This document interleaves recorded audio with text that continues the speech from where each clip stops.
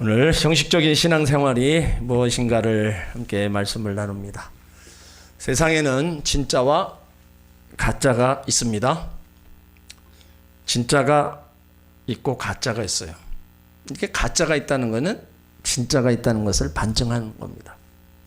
조화에는 향기가 없어요. 진짜 꽃이래야 향기가 있고 열매를 맺힙니다. 우리가 신앙생활 하면서 모방, 흉내가 아닌 진짜 믿음을 가져야 됩니다. 반짝인다고 다 금이 아닌 것처럼 흉내를 낸다고 다 진짜가 될 수 없어요. 진짜 성도, 신앙인이 돼야 됩니다. 진짜 하나님 자녀가 돼야 된다는 거예요. 신앙생활 하는 것은요, 종교적인 흉내를 내는 게 아닙니다. 그래서 많은 사람들이 신앙을 연기하는 것으로 생각을 해요. 예배당에 나와서 거룩하게 기도하는 척, 예배 잘 드리는 척, 예수 잘 믿는 척 하면서 외형적인 모습을 바꾸려고 하지 않습니다. 신앙의 본질은 우리 내면의 변화를 말합니다. 신앙의 껍데기만 추구하고 자기 영혼에 관심이 없을 때 나타나는 현상이 뭐냐? 위선, 형식과 외식주의에 점점 빠져들게 된다는 거예요. 우리가 주일날 나와서 이렇게 예배하고 또 서로 인사를 해도 때로는 마음 문을 열지 않는 경우도 있습니다. 그러다 보니까 때로는 신앙생활하면서 외로움과 고통 속에서 또 탄식하며 지내는 분들이 있어요. 내가 마음의 문을 딱 닫고 나 혼자 열심을 다하면 됐지 하는 그런 신앙생활은 하나님을 만날 수도 없는 겁니다. 형식적인 신앙이 얽매여 있으면 절대로 하나님을 만나는 체험이 없습니다. 죄인은 죄인으로 나와야 되고요. 우리가 하나님 앞에 전적인 그 만남을 원한다면 하나님으로부터 그 은혜를 사모하고 간절한 그것이 앞서야 된다는 겁니다. 우리는 사람에게 보이려고 인정받고 싶어하고 자신을 드러내려고 하는 그런 형식적인 신앙이 되어서는 안 됩니다. 형식 자체가 나쁜 것은 아니지만 형식주의는 잘못된 것입니다. 오늘 우리가 읽은 성경 가운데 가장 충격적인 사건이 나오고 있어요. 기독교 역사 속에 이해하기 어려운 사건을 만납니다. 안디옥 교회 목회자였던 바울이 예루살렘의 지도자요 대표의 한 사람인 베드로 사도를 여러 사람 앞에서 공개적으로 책망한 사건입니다. 바울이 예루살렘을 방문했을 때 야고보, 요한, 베드로 함께 교제 약수를 나눴어요. 그러나 바울은 베드로가 안디옥 교회를 방문했을 때 면전에서 책망을 했어요. 잘못을 했다면 개인적으로 조용히 말할 수 있습니다. 베드로 사도는 예수님의 으뜸 제자였어요. 신앙의 선배였고 바울의 후원자이기도 합니다. 그럼에도 불구하고 여러 사람 앞에서 베드로를 꾸짖었다는 것은 베드로의 행위에 심각한 문제가 있었다는 겁니다. 그것이 예수 그리스도의 복음을 가로막는 행위였다는 거예요. 정확한 이유는 알 수 없지만 예루살렘 공회 이후 베드로는 안디옥 교회를 방문합니다. 안디옥 교회는 이방 선교가 최초로 시작된 곳이고 처음으로 예수를 믿는 그리스도인이라고 칭함을 받은 그런 곳이었어요. 그러나 여기서 바울 사도가 베드로를 책망했다. 조용하게 책망한 것이 아니라 사람들 보는 앞에서 책망을 했다는 거예요. 베드로 사도가 뭘 잘못했길래 그렇게 많은 사람들이 있는 데서 책망을 했을까? 오늘 그것을 우리 가운데 알려주고 있는 겁니다. 우리가 교회에서 뭐 이렇게 잘못을 했을 때 사람들 앞에서 공개적으로다가 책망을 하면 그 사람이 뭐가 들어요? 우리 인천하모니교 성도들은 뭐 그렇게 책망은 또 안 하겠지만 공개적으로 책망한들 시험에 들 성도가 하나도 없을 것 같아요.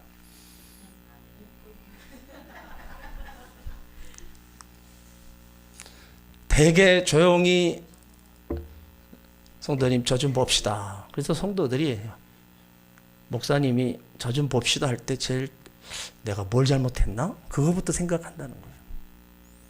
왜 나를 부르지? 내가 뭐 잘못한 거 있나? 근데 혹시 그런 마음이 든다 할지라도 여러분, 담임 목사가 부르면 좋은 겁니다. 책망을 들어도 좋은 거고요. 또 어떤 좋은 일로 인해서 불러도 결국은 좋은 거예요. 오늘 베드로 사도가 뭘 잘못했느냐? 자, 12절을 보세요. 12절로 13절까지 먼저 있습니다. 야고보에게서 온 어떤 이들이 이르기 전에 게바가 이방인과 함께 먹다가 저희가 오매 그가 할례자들을 두려워하여 떠나 물러가매 남은 유대인들도 저와 같이 외식함으로 바나바도 저희 외식에 유혹되었느니라. 안디옥의 이방인들이 베드로 사도를 환영했습니다. 그들이 한자리에서 음식을 먹을 때 야고보 사도가 보낸 자들이 들어왔어요. 그때 베드로가 놀라서 음식을 먹다가 그만 일어났습니다. 왜 그러느냐? 예루살렘에서 온 자들은 아직까지 할례를 강조하고 모세의 율법대로 이방인들과 식사하는 것을 싫어했기 때문입니다. 아직도 예루살렘 교회 많은 유대인 그리스도인들의 의식 속에는 할례를 받고 율법을 지키는 자들이 참된 언약의 백성이라는 의식을 가지고 있었어요. 비록 이방인들도 예수를 믿어서 구원받은 것을 인정하지만 보수파 유대인들은 이방인들과 함께 음식 먹는 것을 수용하지 못했습니다. 그러니까 베드로 사도는 예수님 복음을 통해서 유대인과 이방인 사이에 장벽이 무너졌다고 확신했어요. 그런데 실제적인 행동이 있어서 보수파 유대인들이 무서워서 음식을 먹는 도중에 일어나서 나가버렸어요. 그러니까 이 같은 베드로의 행동이 의미하는 것이 무엇일까? 베드로는 하나님의 계시에 의한 복음의 진리를 깨닫고 있었습니다. 예수 그리스도의 복음을 통해서 율법으로는 구원을 얻을 수 없다는 거 알고 있었어요. 그러나 복음의 진리에 따라서 일관성 있게 살지 못했습니다. 문제가 뭐예요? 13절에 남은 유대인들도 저와 같이 외식함으로 바나바도 저희 외식에 유혹되었다. 베드로 사도뿐만 아니라 형식적 행위한 것 남은 유대인들 바나바까지 위선된 생활을 하게 했습니다.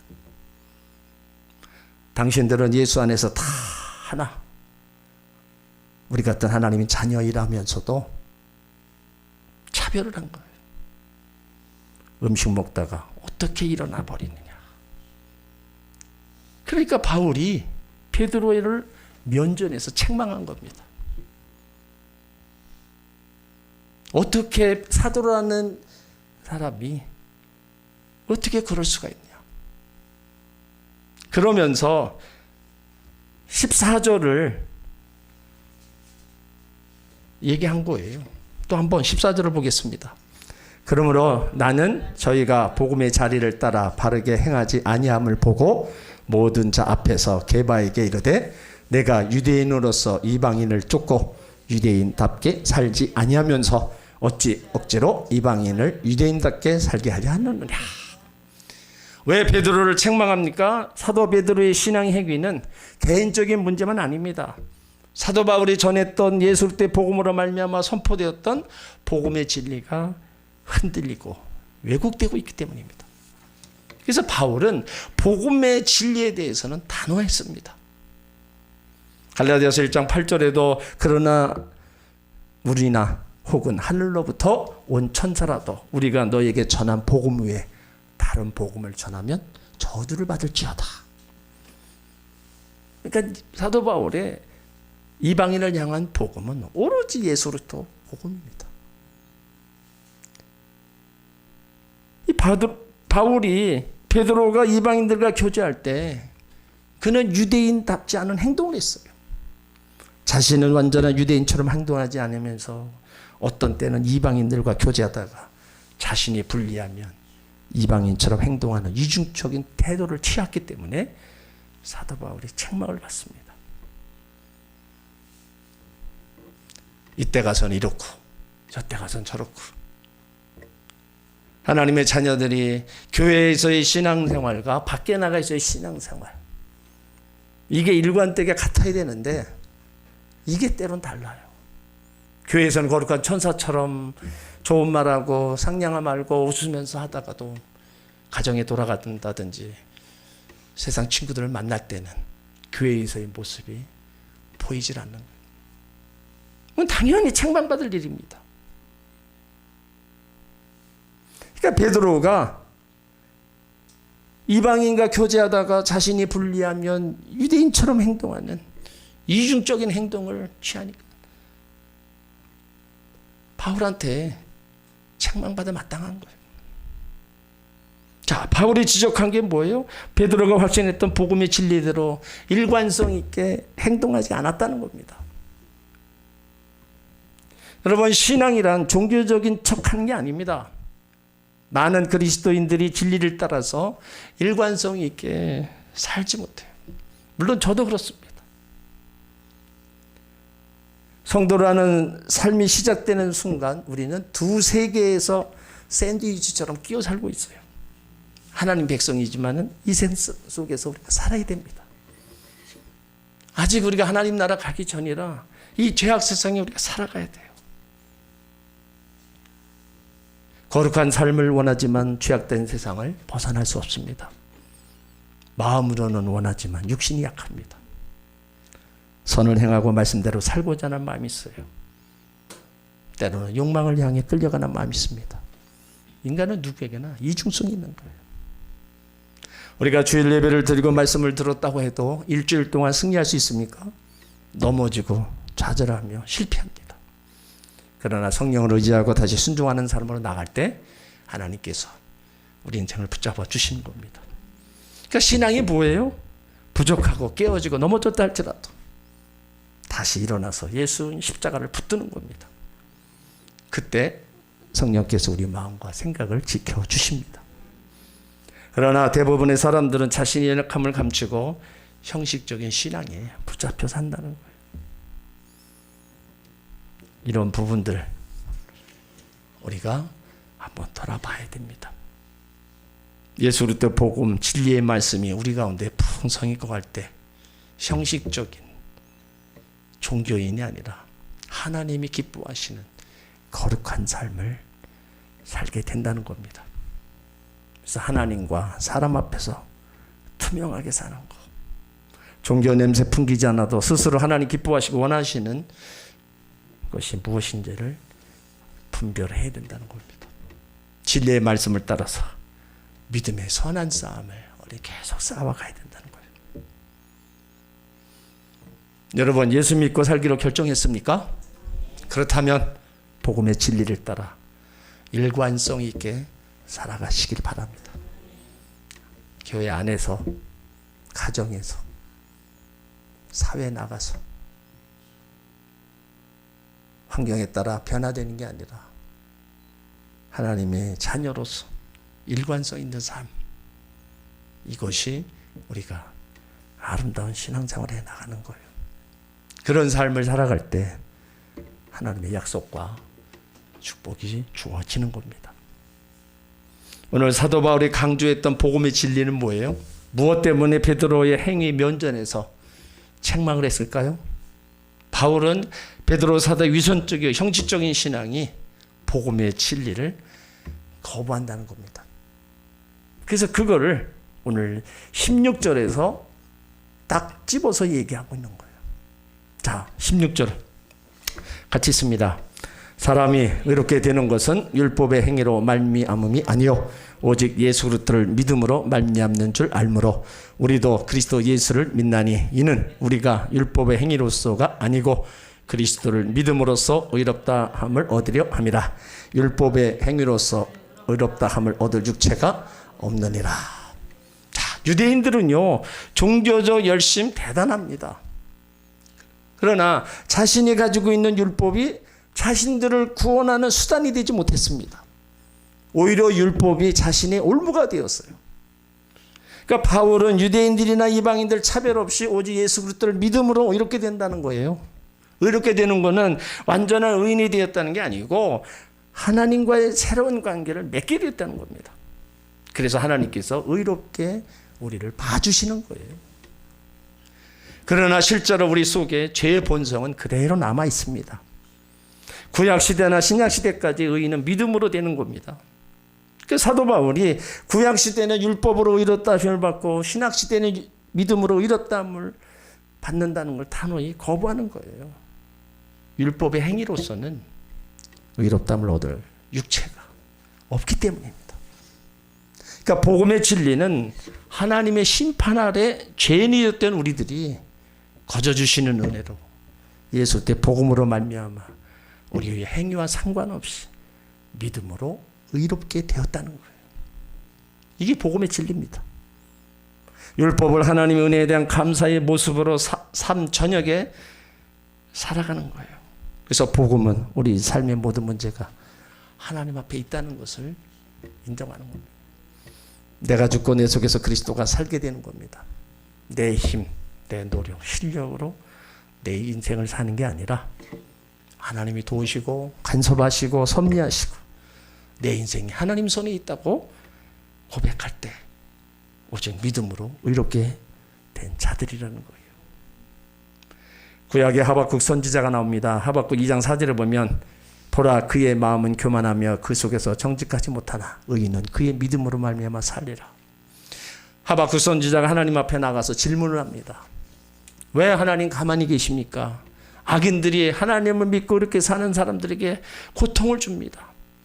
왜 저들을 벌하지 않습니까? 하나님의 답은 아직 멀었다 이거예요. 더 흉악하고 강포한 자들이 나타날 것이다. 그래도 놀라지 말라. 하박국이 다시 질문을 해요. 아니 그러면 하나님 말씀대로 이렇게 살아온 결과가 뭡니까? 도대체 믿음의 산 결과가 뭡니까? 이것을 조금 우리식으로 각색을 한다면 나는 신앙과 믿음을 지켰고 열심히 기도하고 봉사하고 충성했는데 나의 삶이 힘들어지는데 하나님 믿지 않는 사람들은 불법을 행하고 수단과 방법을 가르지 않고 악한 일을 행해도 잘 되는 이유가 무엇입니까? 그거예요. 그러니까 믿음으로 사는 우리에게도 나타난 증거가 있어야 되지 않냐. 그러나 하나님의 응답이 뭐예요? 의인은 믿음으로 말미암아 산다. 믿음으로 참고 견디란 말씀입니까? 과연 누가 견딜 수 있습니까? 아니면 큰 믿음을 꺼내놓는 것이에요? 아니에요. 아무리 세상이 약하고 행악자들이 날뛰고 있지만 하나님의 뜻과 구속 계획이 그들에게서 방해받지 않고 결국 하나님의 백성들은 하나님 손에서 빼앗을 수 없다는 겁니다. 우리가 믿었기 때문이 아니라 하나님께서 강력하게 자기 백성을 붙드시고 지키신다는 것이 바로 믿음입니다. 그래서 하박국은 하나님 믿고 따르면 이 세상에서 보상이 있을 것이라고 생각했지만 성경이 말하는 믿음은 믿음으로부터 우리에게 은혜를 베푸시는 그 하나님의 지혜와 능력이 시공간을 초월해서 반드시 이루신다는 것을 믿는 믿음입니다. 교회 와서 가장 많이 쓰는 단어가 믿음이라는 겁니다. 믿음으로 구원받는다, 믿어야 된다, 믿음이 좋다, 믿음이 좋지 않다. 믿습니까? 믿으면 아멘 하십시오. 그런데 많은 성도들이 이렇게 많이 쓰는 믿음이라는 말에 대해서 확실한 뜻을 알지 못하고 있습니다. 무엇을 믿는지, 어떻게 믿는지, 믿으면 어떻게 되는지 자세히 알지 못하는 분도 있습니다. 이 믿음에 대해서 많이 생각하시고 믿음에 대한 확실한 개념을 우리가 가져야 됩니다. 믿음은 크게 두 가지로 나누어서 설명할 수 있어요. 하나는 칭의의 믿음, 하나는 성화의 믿음입니다. 이 칭의의 믿음이란 하나님께 의로운 사람으로 인정받는 믿음을 말하는 거예요. 그러니까 천국 백성이 되려면 하나님께 죄가 없는 의로운 사람이라고 인정을 받아야 된다는 거예요. 그러니까 하나님께 의로운 사람으로 인정받는 방법이 믿음이라는 것입니다. 우리가 생각할 때 내가 죄를 짓지 않고 착한 일을 하고 율법을 지켜 의로운 사람으로 될 것이라 생각해 왔어요. 그렇게 해서 도저히 의로운 사람이 될 수 없다는 거예요.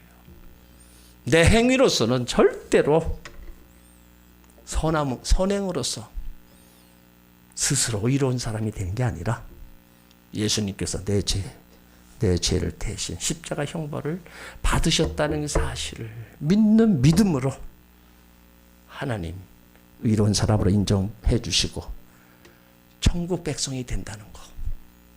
이것이 성경의 핵심 진리예요. 그러니까 이 믿음은 우리의 공로가 필요 없는 거예요. 우리가 예수를 믿는다는 것은요, 우리의 노력이나 우리의 공로가 아니라 하나님께서 일방적으로 우리에게 주신 선물입니다. 우리가 이 세상에 태어나기 이전에 이미 우리를 택하셨다 그랬어요. 택함 받은 우리에게 성령을 보내주시고 하나님께서 우리를 부르시는 음성을 듣게 하시고 우리의 걸음을 교회로 옮겨지도록 하신 거예요.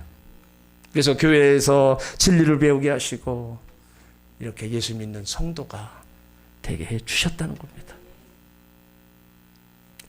하나님께서 택한 백성들에게 가장 필수적으로 가르치시고 싶은 진리가 바로 이신칭에 대한 진리일 겁니다. 이신칭의 진리가 구원에 이르는 천국에 이르는 확실하고 유일한 길이기 때문입니다. 그래서 이 믿음에 우리가 자부심을 가져야 되는 겁니다. 이 믿음만 있으면 천하보다 귀한 영원한 생명을 소유한 사람이기 때문에 모든 것을 잃어도요 상관없습니다. 그러니까 그 믿음이 얼마나 귀한 것인가를 우리가 알고 신앙생활하면요, 우리가 헛되이 형식적으로 우리가 신앙생활을 할 수 없는 겁니다. 예수님이 나를 위해서 행하신 일, 그 십자가에서 이루신 일, 그거 하나하나를 우리가 정확히 알고 예수를 믿는다면 어떻게 우리가 예수를 멀리하고 예수를 떠나서 살겠어요? 두려워서라도 못 떠날 겁니다. 그래서 우리가 정확히 하나님 말씀을 알고 그 말씀 안에서 우리가 살아가기를 힘쓰고 애써야 된다는 거예요. 그리고 또 하나의 믿음은 성화라고 하는 믿음입니다. 점점 거룩한 삶을 사는 거예요. 성화의 믿음은 믿음으로 이렇게 된 성도들이 하나님 말씀대로 하나님 뜻대로 살아가는 거예요. 그래서 점점 성숙해 가는 거고 거룩해 가는 거고 하나님 보시기에 아름다운 믿음의 삶을 사는 거예요. 칭의 믿음이 의로운 사람이 되는 믿음이라면요, 이 성화의 믿음은 의로운 사람이 된 성도들이 믿음의 생활을 하는 걸 얘기하는 거예요. 그래서 우리가 가진 믿음이 이 믿음의 생활로 나타나기 때문에 많은 사람들이 이 성화의 믿음 생활하는 거, 의에 이르는 믿음으로 생각합니다. 그래서 믿음 생활 잘해야 의로운 사람이 되고 구원받았다고 생각해요. 그러나 성화의 믿음은 믿음 생활 잘하는 믿음 때문에 우리가 구원받은 것이 아니라는 걸 알아야 돼요. 성화의 믿음은 우리에게 눈에 보이기 때문에 흔히 평가하는 기준이 되지만 그렇지 않다는 거예요. 우리의 모습 속에서 물론 우리가 거룩하게 성화된 모습으로 살아갈 수가 없을 때도 있어요. 그래도 우리가 믿음의 칭의 그 믿음으로 말미암아 하나님 대하게 되고 그 믿음의 길을 우리가 가야 된다는 데는 변함이 없어야 된다는 겁니다. 하나님의 나를 붙잡고 계신다면 하박국 선지자가 고백한 그 고백을 우리도 할 수 있어야 된다는 겁니다. 하박국 3장 17절에 비록 무화과 나무가 무성치 못하며 포도나무에 열매가 없으며 감람나무에 소출이 없으며 밭에 식물이 없으며 우리의 양이 없으며 외양간에 소가 없을지라도 나는 여호와를 인하여 즐거워하며 나의 구원의 하나님으로야 기뻐하리로다. 이것이 오직 믿음으로 의롭다함을 얻은 삶입니다. 정말로 하나님이 어떤 하나님인가 알고 내가 어떻게 구원받았다는 걸 알면 다 없어도 하나님만 있으면 된다는 거. 구원의 하나님으로 내가 기뻐하고 즐거워할 수 있다는 거. 이것이 믿음으로 의롭다함을 받은 삶이에요. 우리는 은혜로 구원받았다는 것을 교리적으로 때는 머리로만 알 때가 있어요. 정말 하나님의 은혜로 알면 자기 속에 선을 행할 능력이 없음을 인정합니다. 하나님의 도우심을 구하지 않을 수가 없어요. 그래서 바울은 자신을 죄인 중에 괴수라고 불렀어요. 나를 불쌍히 여겨달라고, 긍휼히 여겨달라고. 십자가를 붙들지 않으면 안 됩니다. 늘 주님만 붙잡고 살아갔어요. 그러면서 그가 제일 두려웠다는 것이, 다른 사람에게 이렇게 복음을 전하고, 그런데 내가 예수님으로부터 멀어질까 봐 그걸 늘 걱정했어요. 복음은 복음대로 전하면서도 다른 사람에게 복음을 전하고 내가 그리스도로 멀어지면 어떡하나, 그걸 두려워했어요. 그래서 그가 늘 깨어서 복음 전하고 주님 찾고 주님 붙잡고 주님과 멀어지지 않으려고 그렇게 애썼던 사람입니다. 그는 남에게 신경을 쓴 대로 쓰지만 더 자신을 삶에 있어서 정말로 의롭게 믿음 안에 살려고 그렇게 노력했던 사람이에요. 그러니까 우리도 마찬가지입니다. 열심히 복음 전할 때 전하면서 우리 내 개인의 삶에 있어서는 철저히 하나님과 나라 관계 속에서 우리가 바르게 살아가려고 우리가 노력을 해야 돼요. 의로운 삶, 거룩한 삶을 살아가려고 우리 자신이 노력을 해야 된다는 겁니다. 그건 누가 하라고 해서 해도 안 됩니다. 나와 하나님과의 관계이기 때문에 내가 지키고 내가 그렇게 살아가야 되는 거, 내가 해야 된다는 거예요.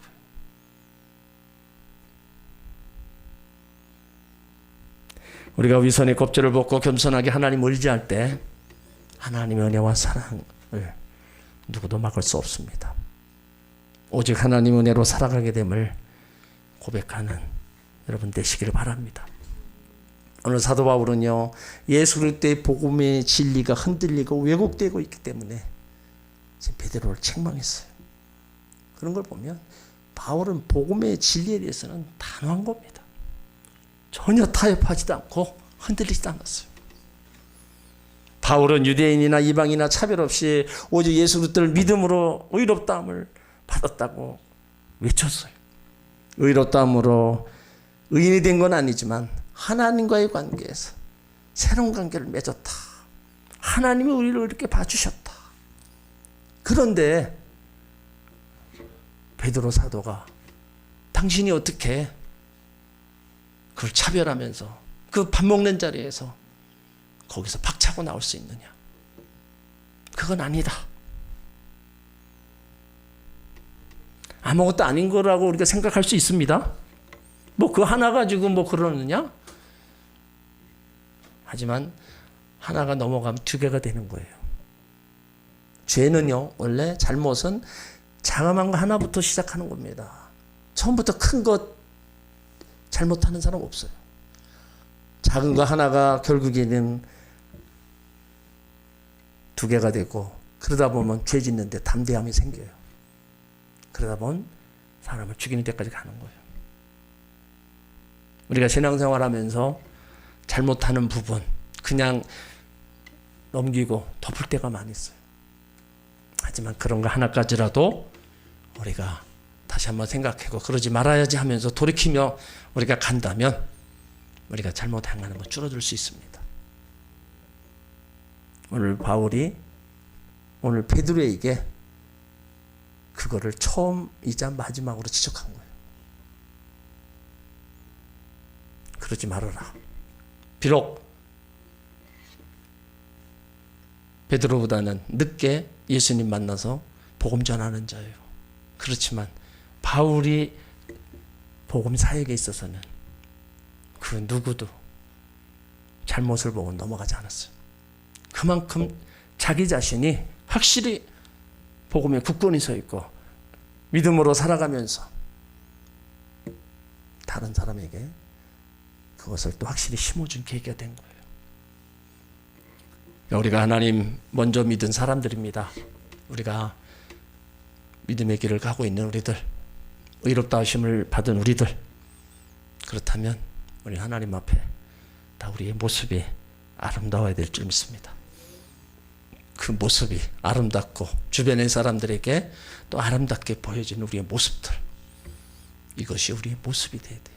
책망받는 우리의 모습이 물론 없으면 좋은데 없어야 되는데 그래도 있다면 빨리 거기서 돌아서서 책망받는 일을 하지 않는 믿음의 사람이 된다면 얼마나 좋겠어요. 그것이 바로 의롭다함을 얻은 우리의 모습인 겁니다. 오늘 바울의 이런 모습, 이런 마음을 우리도 조금 헤아려서 우리도 책망받는 일을 하지 않는 저와 여러분이 되어야 될 점 있습니다.